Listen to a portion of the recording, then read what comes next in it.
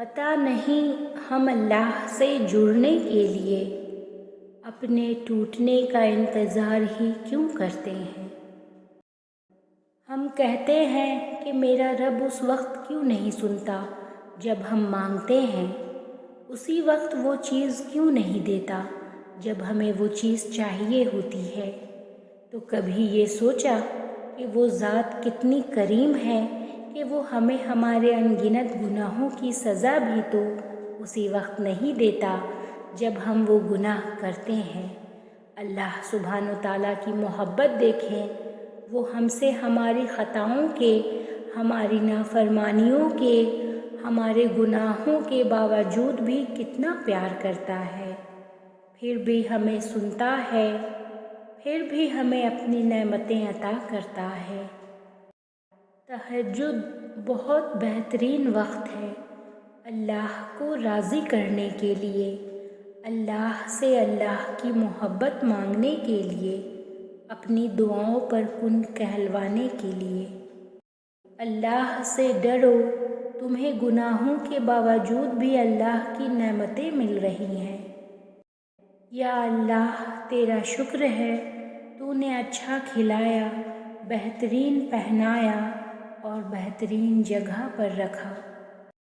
فکر نہ کرو، ایسا وقت بہت جلد آئے گا جب تم اپنی آنکھوں سے اپنے لیے معجزے ہوتے دیکھو گے۔ تمہاری دعا کا زبان تک پہنچنا اس رب کی مرضی تھی، تو تم نے کیسے سوچ لیا کہ وہ قبول نہیں ہوگی؟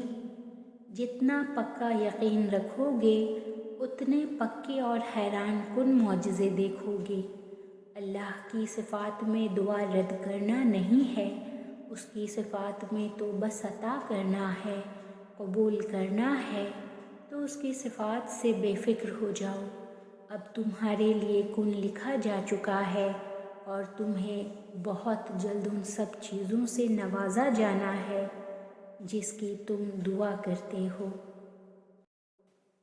تم ایسا کیوں سوچتے ہو کہ کھوئی ہوئی چیز اب کبھی نہیں مل سکتی؟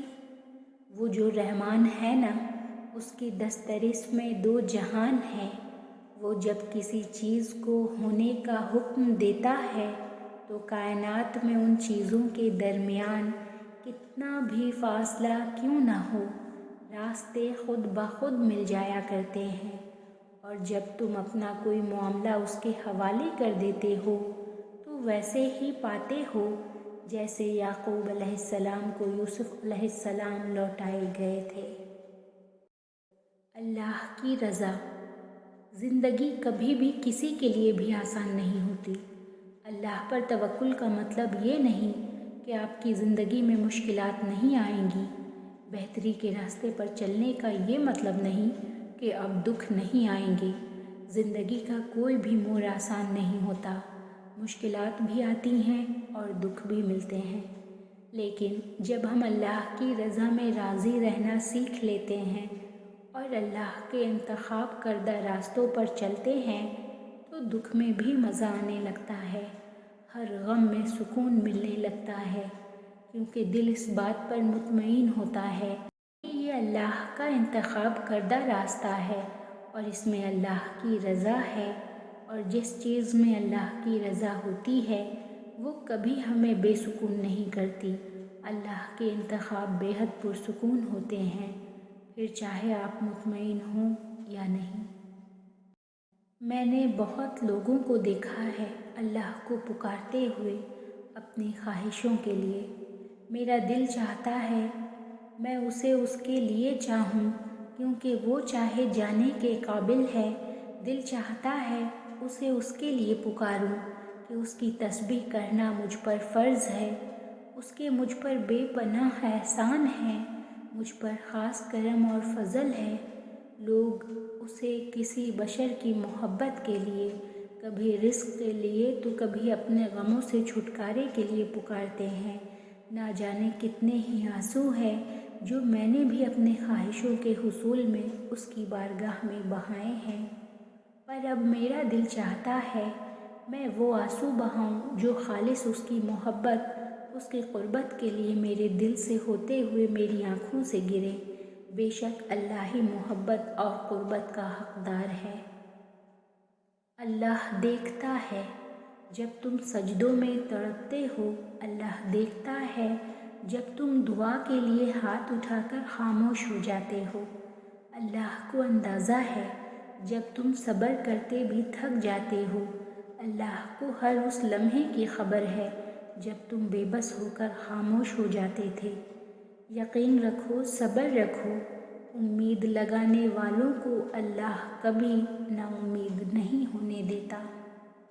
یا اللہ، میرا وہ صبر نہیں جو حضرت ایوب علیہ السلام کا بیماری میں تھا، میری وہ تسبیح نہیں جو حضرت یونس علیہ السلام نے مچھلی کے پیٹ میں بیان کی تھی، اور میرا وہ ایمان بھی نہیں جو حضرت ابراہیم علیہ السلام کا آگ میں جاتے وقت تھا، اور میرا وہ یقین بھی نہیں یا رب جو یقین حضرت محمد صلی اللہ علیہ وآلہ وسلم کا غار میں تھا۔ یا رب رحم فرما، میری کمیوں، کوتاہیوں، خطاؤں اور گناہوں کو معاف فرما۔ بے شک میرے پاس کوئی طاقت نہیں نیکی کرنے اور گناہوں سے بچنے کی سوائے تیرے۔ اے اللہ، ہم سب کی دلی جائز دعا کو ہمارے لیے آسان بنا کر اور ہمارے حق میں بہتر بنا کر قبول فرما۔ ہمیں ایمان کی مضبوطی عطا فرما اور ایک دعا، نیک خواہش، جائز اور آرزو جو میرے دل سے شدت سے جڑی ہے، اللہ اس پر راضی ہو کر اسے قبول فرما۔ آمین یا رب العالمین۔